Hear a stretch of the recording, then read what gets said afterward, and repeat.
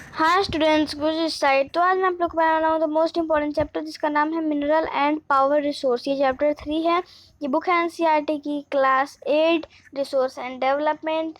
तो चलिए शुरू करते हैं। ये पार्ट 1 है और मैं चैनल पे पार्ट 2 भी डाल दूंगा, तो वो भी देख लीजिएगा। ये पार्ट 1 है। तो चलिए पार्ट 1 पहले स्टार्ट कर लेते हैं। इससे पहले अगर आप न्यू व्यूअर हैं तो चलिए सब्सक्राइब कर लीजिए मेरे चैनल को, बेल आइकन भी दबा दीजिए ताकि मेरे लेटेस्ट अपडेट आप तक पहुंच सके। वीडियो अच्छी लगी तो लाइक करें, अपने दोस्तों और भाई बहनों के साथ शेयर करें। तो Kiri was visiting Sukant in his native place near Dhanbad. Kiri और सुकांत जो है वो उसके नेटिव प्लेस धनबाद के पास जो नेटिव प्लेस है उसका, वहाँ पे गए। तो Kiri was amazed to see that large area where black. तो कीरी जो थी वो बहुत उत्सुक हो गई जानने के लिए, और देखी तो मतलब एकदम से अचका गई कि ये क्या हो गया। यहाँ पे तो ज़्यादा एरिया है वो ब्लैक है। तो Sukant, why is this place so black and dirty, she asked. तो सुकांत से उसने पूछा कि क्या ये प्लेस क्यों इतना गंदा है और काला है। तो this is because of the coal mines near by, do you see the trucks. तो यहाँ बता रहा है सुकांत कि ये सब जो पास में कोल माइन मतलब कोयले का खदान जो है पास में, उसके वजह से हो रहा है। और क्या तुम इस लोडेड ट्रक को देख पा रही हो, जो ट्रक लोड हो रहा है यहाँ पे, कोल माइन लोड हो रहा है, तो क्या तुम उसको देख पा रही हो। They are crying the carrying the mineral coal. ये जो ट्रक है और जो यहाँ पे जेसीबी लगा हुआ है, ये सब खुदाई कर रहे हैं और कोल माइन को है जो वो ट्रक में लोड कर रहे हैं। सुकांत ने रिप्लाई किया, व्हाट आर मिनरल्स, आस्क्ड कीरी। कीरी ने पूछा फिर कि क्या है मिनरल क्या होता है। Sukant reply, have you ever seen a baker baking biscuit. क्या तुमने दो उसके सुकांत के रिप्लाई करने का, बताने का एक नज़रिया है, एक तरीके से वो बता रहा है कि क्या तुमने कभी भी बेकर को बिस्किट बनाते हुए देखा है।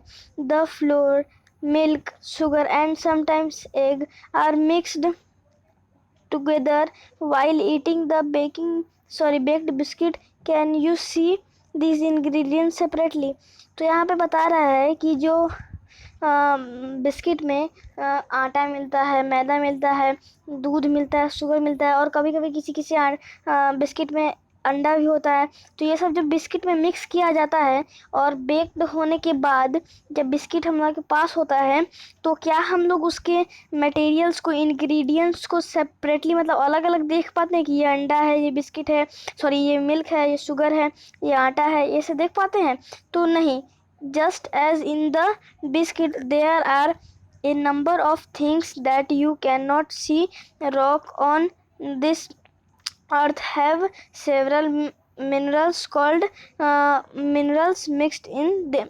तो यहाँ पे है कि जैसे बिस्किट में हम लोग नहीं देख पाते, मतलब जैसे हम लोग बिस्किट में नहीं देख पाते कि उसमें अंडा है, दूध है कि क्या है, वैसे ही हम लोग मिनरल्स को नहीं, अपने आँखों से नहीं देख सकते हैं।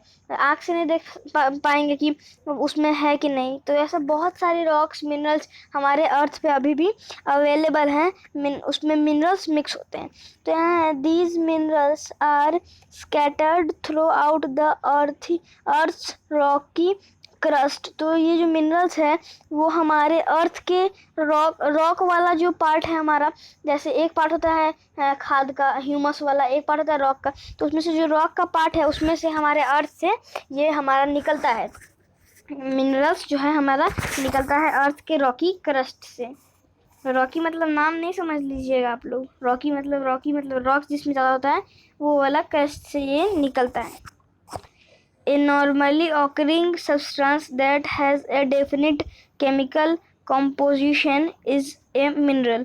तो एक नेचुरल चीज़ जिसमें डेफिनेट मतलब एक सीक्वेंस में केमिकल का कंपोजिशन हो, उसको हम लोग मिनरल कहते हैं। Minerals are not evenly distributed over space, तो मिनरल जो है वो ओवर स्पेस डिस्ट्रीब्यूशन, मिनरल का ओवर स्पेस डिस्ट्रीब्यूशन नहीं होता है। They are concentrated in a particular area of rock formation, जहाँ रॉक का फॉर्मेशन होता है उस पर्टिकुलर एरिया में ये लोग का कॉन्सेंट्रेशन होता है, ये लोग बनता है, पनपता है।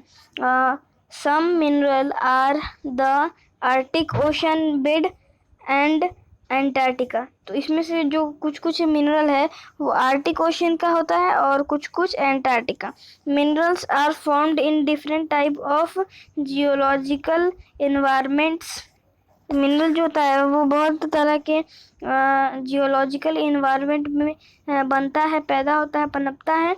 अंडर वेरिंग कंडीशंस, तो बहुत सारे कंडीशन के अंदर। They are created by natural process without any human interference, ये खुद से बनता है, नेचर से बनता है, इसको बनाने के लिए ह्यूमन इंटरफेरेंस का कोई ज़रूरत नहीं होता है। They can be identified on the basis of their physical properties such as color, density, hardness and chemical properties such as solubility, तो ये सब जो होता है वो अपने फिजिकल और केमिकल डेंसिटी, केमिकल प्रॉपर्टीज से पता चलता है। जैसे कि हो गया हमारा कलर, जैसे किस कलर का है, डेंसिटी उसमें कितना घनत्व है, हार्डनेस वो कितना हार्ड है या फिर कितना सॉफ्ट है, और फिजिकल प्रॉपर्टीज ये हो गया बाहर से देखने वाला, और अंदर से प्रॉपर्टीज होता है कितना सॉल्यूबल है, ये सब हमारा केमिकल प्रॉपर्टीज हो गया। सो यही सब होता है हमारा केमिकल प्रॉपर्टीज और फिजिकल प्रॉपर्टीज, मतलब फिजिकल प्रॉपर्टीज जो हम लोग को बाहर से दिखाई दे और केमिकल प्रॉपर्टीज जो उसके अंदर में जो हो, ठीक है। कलर, डेंसिटी, हार्डनेस ये सब बाहर से देख सकते हैं हम लोग केमिकल प्रॉपर्टीज उसका, और सॉरी फिजिकल प्रॉपर्टीज, और केमिकल प्रॉपर्टीज सॉल्युबिलिटी से पता चल जाता है।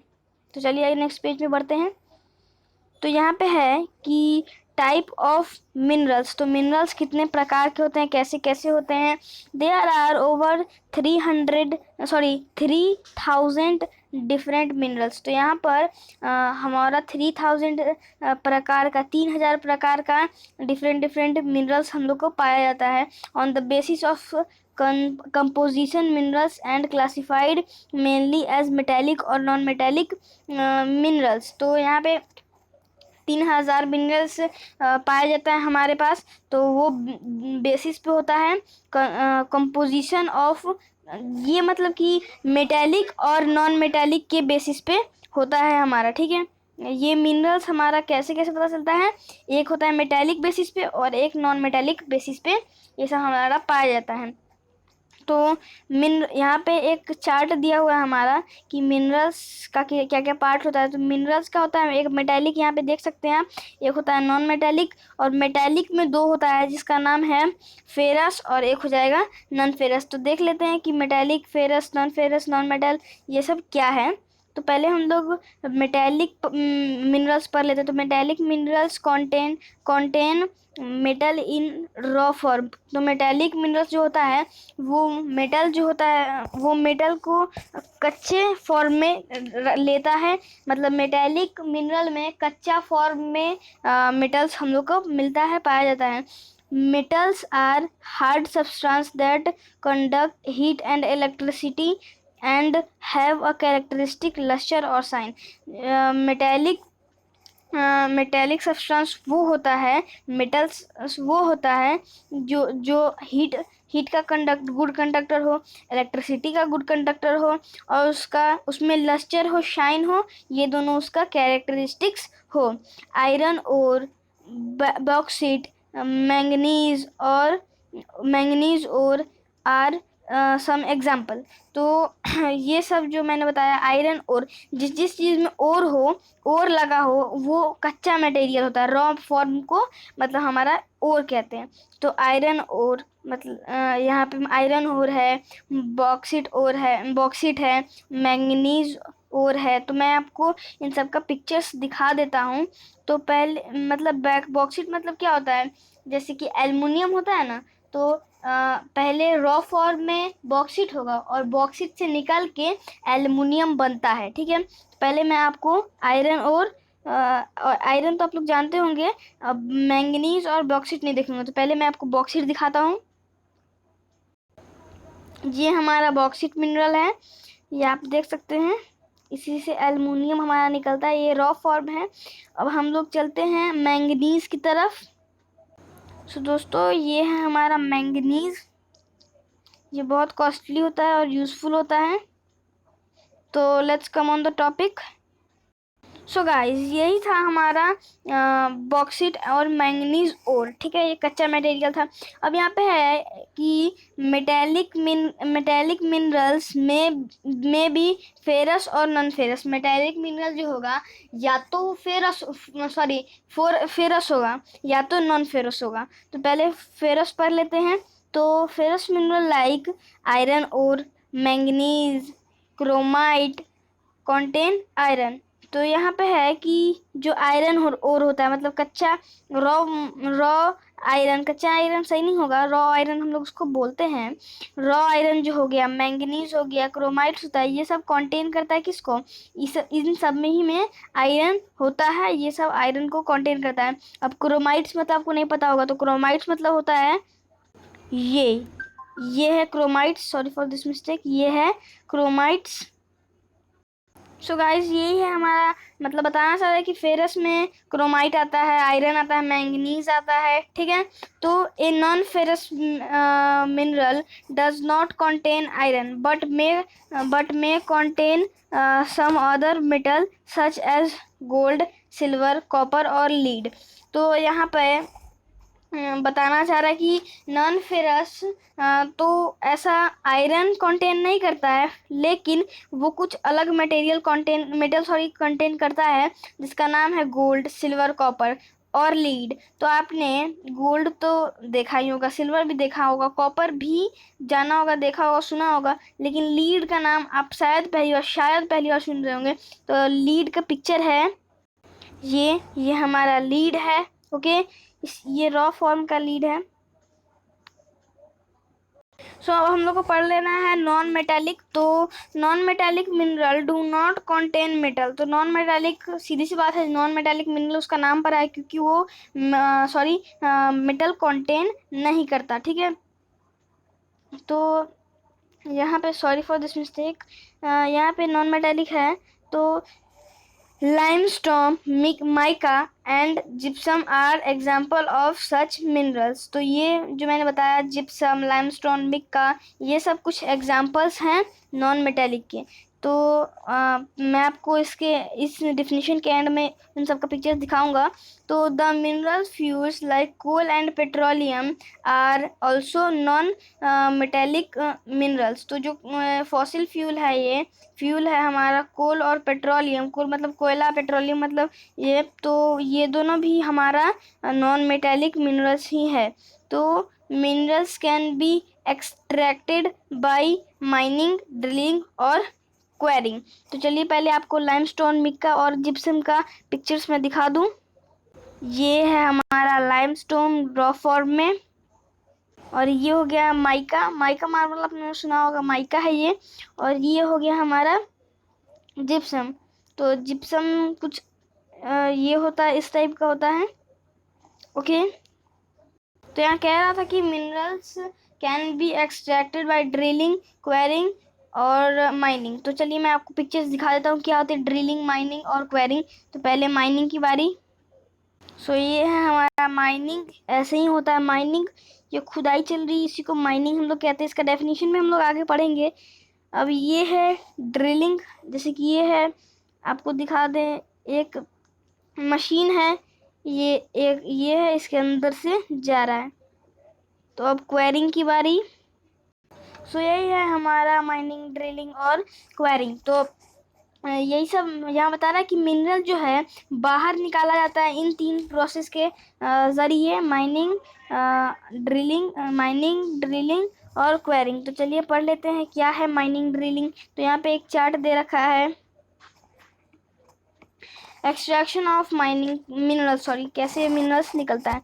तो पहले 3 पार्ट है इसका, माइनिंग, ड्रिलिंग, क्वेरिंग। तो ये तीनों पार्ट। अब माइनिंग का 2 पार्ट है, open cast mining, shaft mining. ठीक है, तो चलिए पढ़ लेते हैं क्या होता है शाफ्ट माइनिंग, क्या होता है open cast mining, mining, drilling और क्वेरिंग क्या होता है। तो the process of taking out mineral from rock brewed buried under the earth's surface is called mining। तो जिस प्रोसेस से मिनरल्स को रॉक्स मिनरल्स को बाहर निकाला जाता है खोद के तोड़ के, मैंने आपको माइनिंग की पिक्चर भी दिखाया, उसी प्रोसेस को हम लोग माइनिंग भी कहते हैं। तो चलिए हम लोग पढ़ लेते हैं माइनिंग क्या है। अब यहाँ पे माइनिंग पढ़ लिए हम लोग, तो अब यहाँ पे है कि ओपन कास्ट माइनिंग कैसे होता है। चलिए पढ़ लेते हैं ओपन कास्ट माइनिंग कैसे होता है। तो minerals that lie at shallow depth are taken out the removing the surface layer, this is called open cast mining. मतलब कि किसी मिनरल्स को निकालने के लिए पूरा वहाँ का लैंड ही साइड कर देना, मतलब हटा देना, तोड़ के रिमूव कर देना वहाँ का सरफेस का लेयर, उसी को हम लोग ओपन कास्ट, इसलिए ना ओपन कास्ट इसका नाम है। अब शेल्फ माइनिंग पढ़ लेते हैं। तो शेल्फ माइनिंग यहाँ पे है। तो शेल्फ माइनिंग में है कि डीप बोर्स कॉल्ड शेल्फ, मतलब डीप बोर्स मतलब गहरा खुदाई को हम लोग कहते हैं shelf. Have to be made to reach minerals deposit that lie at great depth, this is called shelf mining. तो यहाँ पे है कि इसमें भी ज़्यादा कुछ है नहीं खास, वैसा ही है शेल्फ माइनिंग भी जैसा ये माइनिंग होता है नॉर्मल माइनिंग। बस इसमें क्या होता है कि शेल्फ एक मतलब उसमें डीप तक जाता है। शेल्फ माइनिंग में अंदर तक मशीन को घुसाया जाता है और वो मशीन जो है वो अंदर तक जाता है। ठीक है, तो अब हमारा ड्रिलिंग है, तो ड्रिलिंग पढ़ लेते हैं।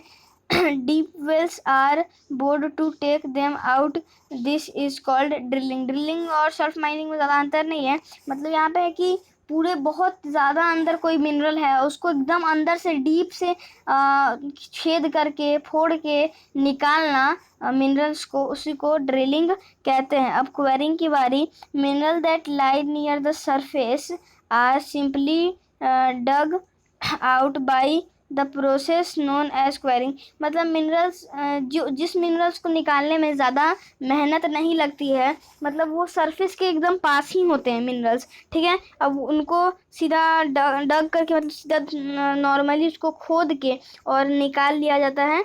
नॉर्मली निकाल लिया जाता है उसको खोद के सरफेस से, तो ये इसमें ज़्यादा तामझाम हमारा नहीं होता है। तो चलिए ये हमारा ड्रिलिंग हो रहा है 3.4 फिगर में। तो चलिए पढ़ लेते हैं आगे क्या है। डिस्ट्रीब्यूशन ऑफ मिनरल्स, कैसे मिनरल्स का डिस्ट्रीब्यूशन होता है। तो यहाँ बता रहा है कि मिनरल्स ऑकर करता है रॉक के टाइप्स में, कितना कितना टाइप्स का रॉक होता है और कैसा कैसा रॉक्स का टाइप है, इस टाइप पे ऑकर करता है हमारा मिनरल्स। तो कुछ कुछ रॉक्स कुछ कुछ मिनरल्स जो होता है इग्निस रॉक में पाया जाता है, कुछ कुछ होता है मेटामॉर्फिक रॉक में पाया जाता है, और बाकी जो बचा वो सेडिमेंट्री रॉक में पाया जाता है। तो जनरली मेटालिक मिनरल्स जो होता है ना वो इग्निस रॉक में पाया जाता है और मेटामॉर्फिक रॉक में पाया जाता है। और यहाँ पे है कि rock formation that form large plateaus. ठीक है, तो यहाँ पे आयरन ओर जो होता है आयरन ओर जो होता है iron ore in north Sweden, copper and nickel deposit in Ontario Canada, iron, nickel, chromites and platinum in South Africa are example of mineral found in igneous and metamorphic rock। ये जो मैंने बताया, अब आप लोग सोच रहे होंगे कि निकल कैसा होता होगा। क्रोमाइट्स मैंने दिखा दिया, लेकिन निकल्स कैसा होता होगा तो मैं आपको बताता हूँ निकल्स कैसा होता है। ये है हमारा रॉ निकल। ओके, सो बता रहा है कि ये जो मैंने बताया ये क्या नॉर्थ स्वीडन में ये सब पाया जाता है, किस किस रॉक्स में, मेटामॉर्फिक रॉक में और इग्निस रॉक में। ठीक है, sorry, sedimentary rocks formations of plains and young flowed mountain contain non-metallic mineral like limestone। तो ये जो सेडिमेंट्री रॉक होता है वो फॉर्मेशन होता है प्लेन्स में। प्लेन्स आपको दिखा दूं मैं, ये है प्लेन। इस टाइप के जगहों पे मेटामॉर्फिक रॉक का फॉर्मेशन होता है।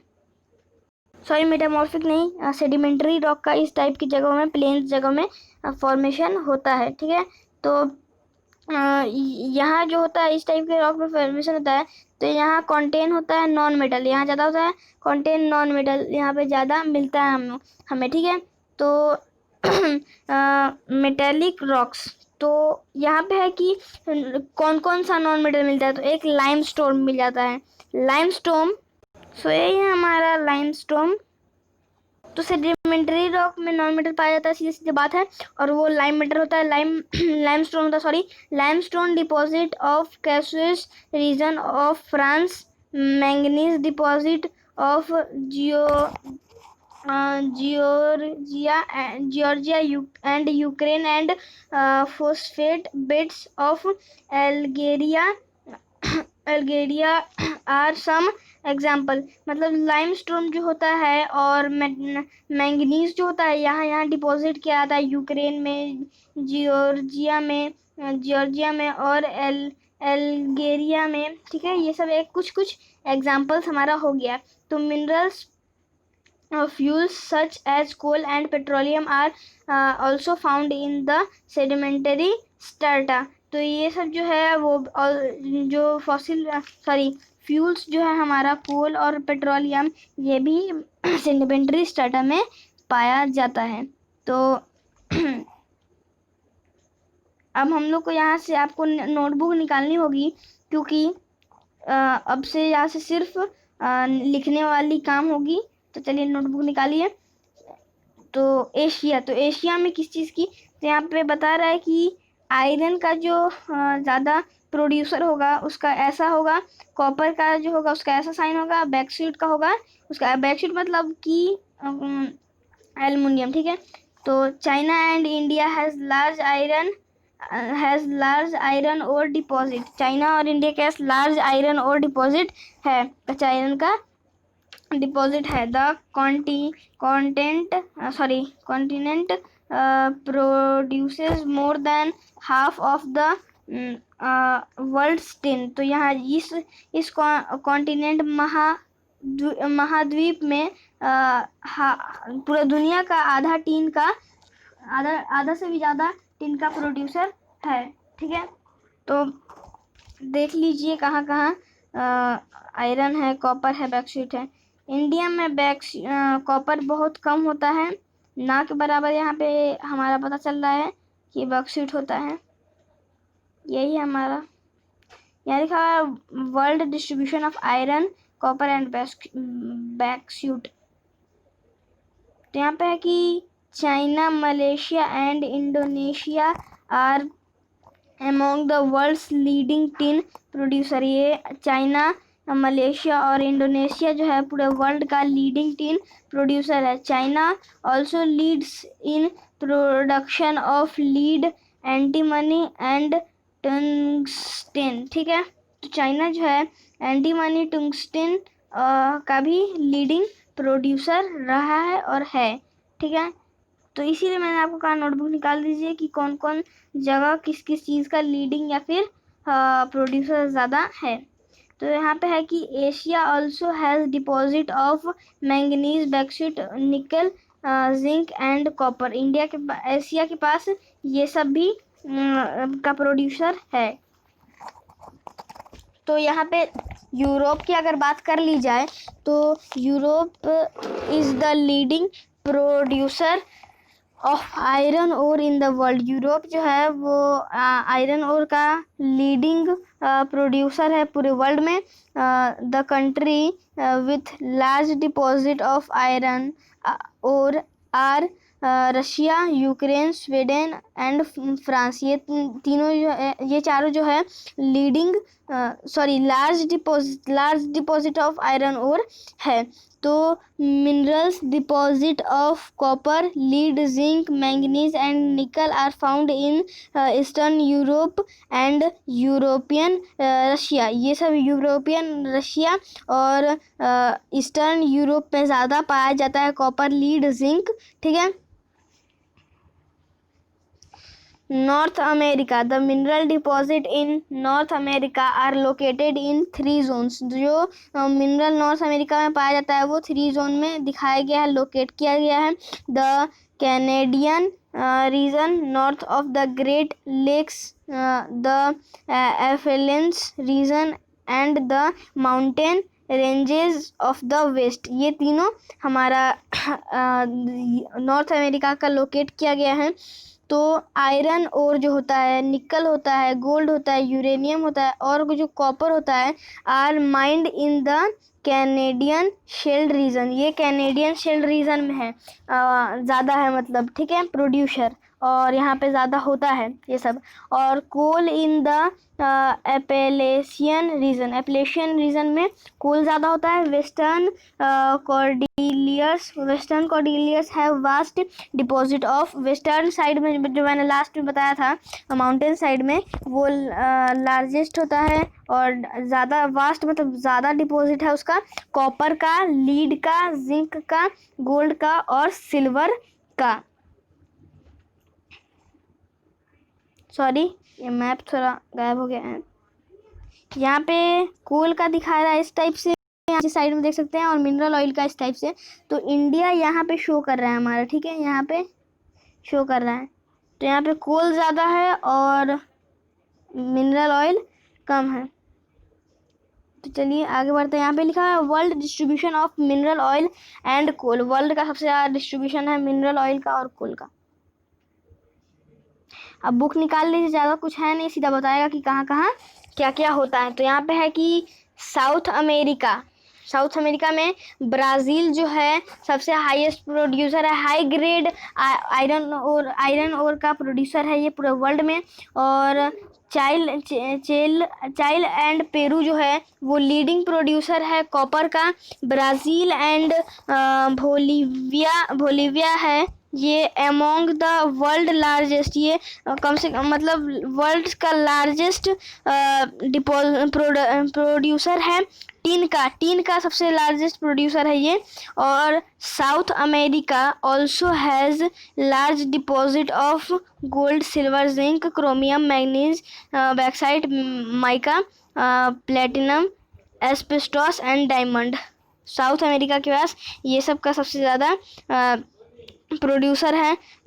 Minerals oil is found in Venezuela, Argentina, Chile, Peru and Colombia. ये जो मिनरल ऑयल होता है ये Venezuela, Antarctica, Chile, Peru and Colombia में पाया जाता है ज़्यादा। ठीक है। Africa is rich in mineral resource, ये ज़्यादा है, मिनरल रिसोर्स में ज़्यादा पाया जाता है Africa. Sorry for this mistake. South America, Zimbabwe and Zaire produce a large portion of the world's gold. ये जिम्बाब्वे है और ज़ायरे है, अफ्रीका जो है ये लार्ज प्रोड्यूसर है किस चीज़ों का, गोल्ड का। वर्ल्ड में सबसे ज़्यादा लार्ज प्रोड्यूसर है, ये प्रोड्यूसर है गोल्ड का, मतलब जिम्बाब्वे। तो the other minerals found in Africa are copper, iron और chromium, uranium, cobalt and bauxite. तो ये जो है अफ्रीका में बहुत ज़्यादा पाया जाता है, ये सब बहुत ज़्यादा मिलता है अफ्रीका में। Oil is found in Nigeria, Libya and Angola. ये जो ऑयल होता है वो निगेरा, लिबिया एंड एंगोला में पाया जाता है हमारा ऑयल। अब हमारा ऑस्ट्रेलिया का बात आ गया, तो Australia is the largest producer of bauxite in the world. पूरे वर्ल्ड में ऑस्ट्रेलिया जो है वो रॉ एल्युमिनियम का सबसे ज़्यादा बड़ा प्रोड्यूसर है। It is a leading producer of gold, diamond, iron और टीन एंड निकल। ये लीडिंग प्रोड्यूसर है गोल्ड, आयरन, निकल, ये सब, डायमंड, ये सब का। तो it is also rich in copper, lead, zinc and manganese. ये इसमें यहाँ पे ज़्यादा मात्रा में कॉपर मिलता है, लीड मिलता है, जिंक मिलता है और मैंगनीज भी मिलता है। कलगोली and कोलगार्डे area of Western Australia has the largest deposit of gold। यहाँ जो मैंने बताया Kalgoorlie and Coolgardie area of western west मतलब यहाँ पे वेस्टर्न ऑस्ट्रेलिया जो है लार्जेस्ट डिपॉजिट करता है गोल्ड का। एंटार्क्टिका, तो एंटार्क्टिका का पढ़ लेते हैं। The geology of Antarctica is sufficiently known to predict the existence of a variety of mineral deposits, some probably large। तो यहाँ पे है कि जो जियोलॉजी ऑफ अंटार्कटिका है ना, is sufficient well known predict the existence of various minerals. मतलब यहाँ पे जो अंटार्कटिका में है ना, बहुत सारे तरह के मिनरल्स पाए जाते हैं। प्रोबेबली है कि लार्ज मात्रा में पाए जाएंगे। Significant size of deposit of coal in the Transantarctic mountain पे and iron near the Prince Charles mountain of eastern Antarctica is forecasted. मतलब कि जो है यहाँ पे बड़े बड़े साइज का यहाँ पे कोल मिलता है, कोल फाउंड होता है ट्रांसेंटार्क्टिक माउंटेन पे। और आयरन और भी होता है प्रिंस चार्ल्स माउंटेन पे। ईस्ट अंटार्कटिका में जो है आयरन और gold, silver and oil are also present in commercial quantities. ये कॉमर्शियल क्वांटिटीज में भी मिलता है। Use of minerals are used in many industry. Mineral जो है वो बहुत इंडस्ट्री में काम आता है। लेकिन यहाँ पे आपको बता दूँ मैं, एक सेकंड रुक जाइए, ये वीडियो थोड़ी लंबी बन रही है लेकिन मैं आपको हर पिक्चर दिखा रहा हूँ, इसलिए थोड़ी लंबी बन रही है, तो देखते जाइए। स्किप मत कीजिएगा एक भी पार्ट, नहीं तो समझ नहीं आने वाला। Minerals which are used for gems are usually hard. मतलब जो मिनरल जेम्स बनाने के काम आता है वो मिनरल बहुत हार्ड होता है।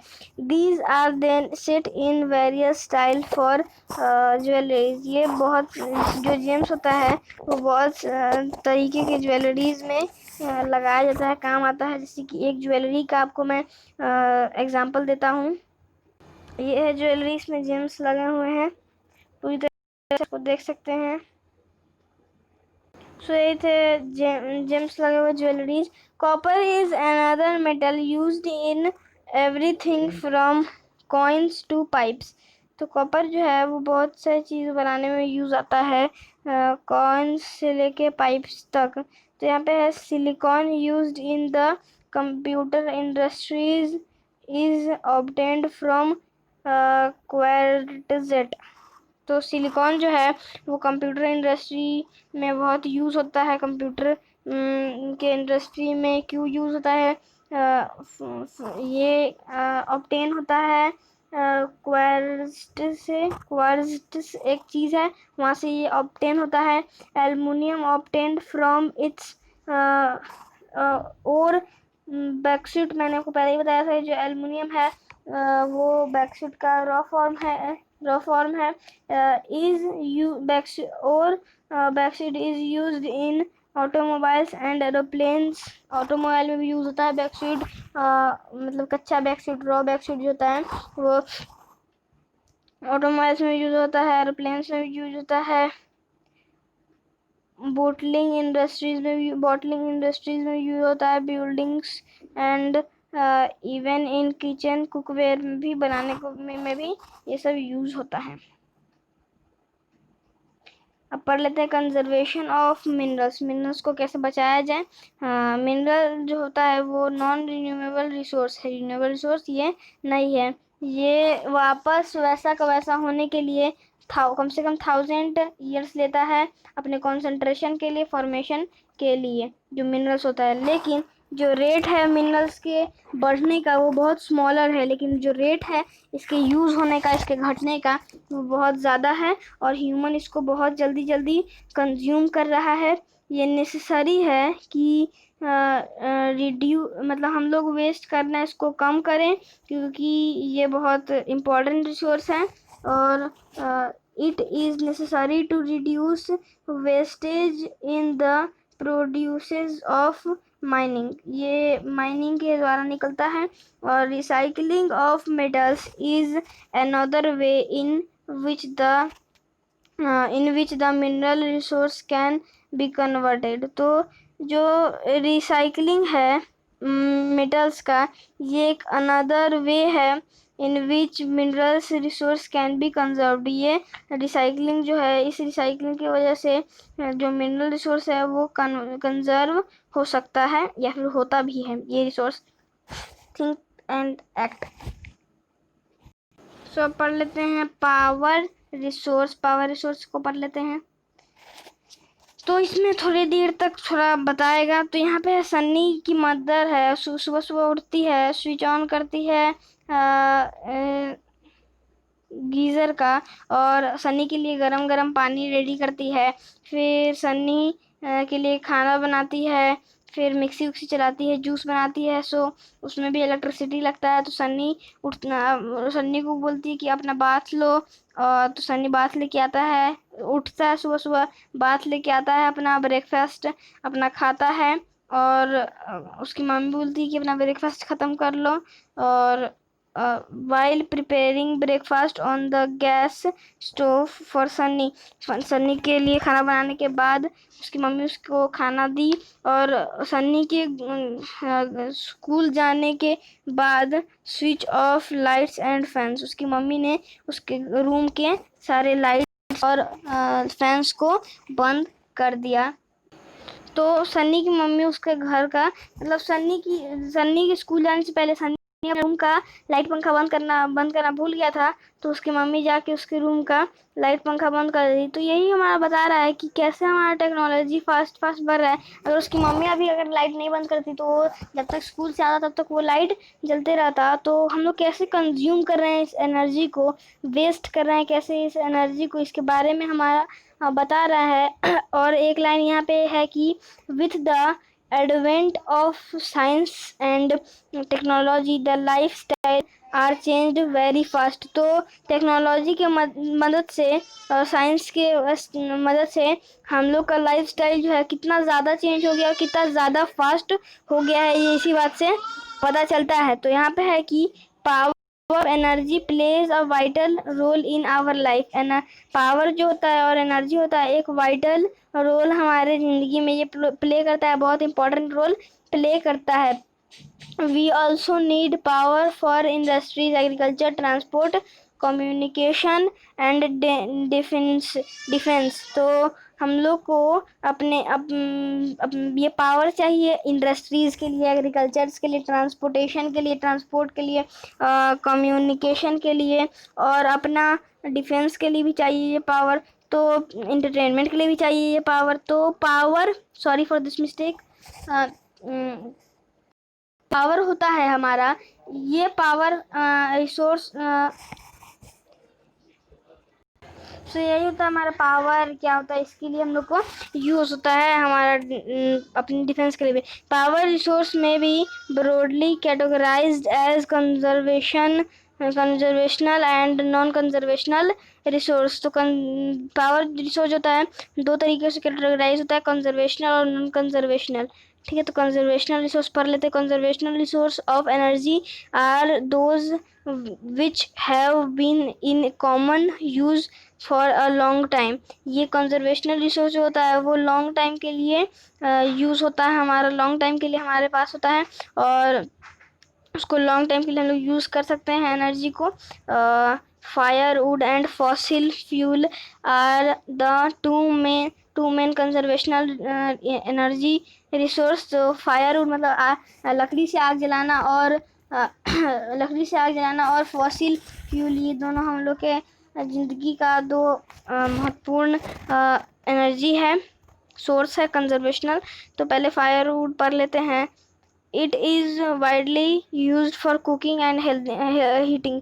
ये कुकिंग और हीटिंग के लिए यूज़ होता है, और इसका 50% सिर्फ विलेजर्स यूज़ करते हैं अपना खाना बनाने के लिए, आग जला के खाना बनाने के लिए, ठीक है।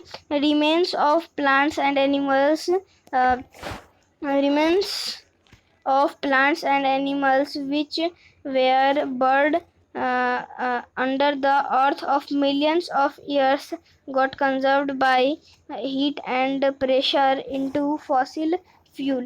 तो यहाँ पे बता रहा है कि जो प्लांट्स और एनिमल्स जो मर जाते हैं या फिर इस तरह से ख़त्म हो जाते हैं, बर्बाद हो जाते हैं, वो ज़मीन के अंदर गड़ जाते हैं, और मिलियंस ऑफ ईयर मतलब करोड़ों साल बाद वो हम लोग के सामने अभी फॉसिल फ्यूल के